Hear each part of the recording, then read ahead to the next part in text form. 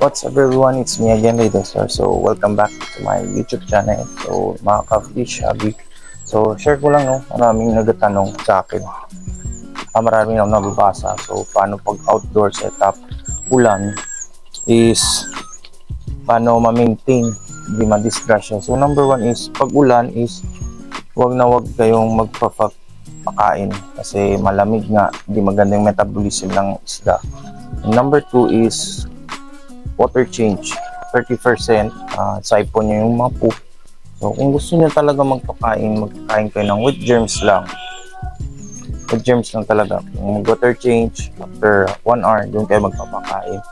And then, maintain, para sa akin, lagay din ako ng konting asin, saka copper. Siyempre hindi mawawala. The best is probiotics. Probi. So, Probi ang nilalagay ko. So, sure ball talaga na di madidisgrasya kahit ulan. So, pero kung may takip naman kayo, yung transparent, naka-red. So, pero minsan hindi kasi natin maiwasan na mawala yung hindi natin matakip. So, yun lang guys, isipin nyo palagi is pag umuulan, is pag naabutan, kasi mostly ang sakit, disgrasya yung isda sa acid kasi ulan, rain acid, and then malamig, and then nawawala yung quality ng tubig.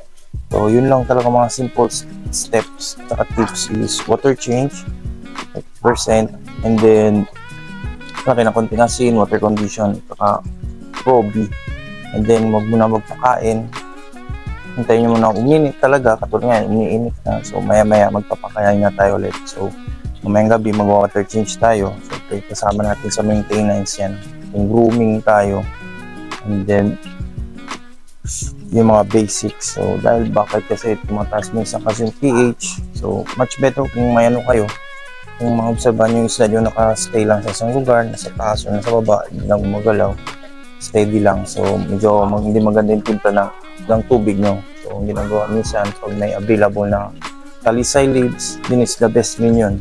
Pero for me, ginagamit ko Probi lang no, mga per ilang minutes okay na, ibuhos ko lang. Minsan sinusok ko sa pellets, kita mo maganda yung digestion ng isda. Tsaka una sa lahat, shoutout pala sa VA, Van Aquatics Shipping.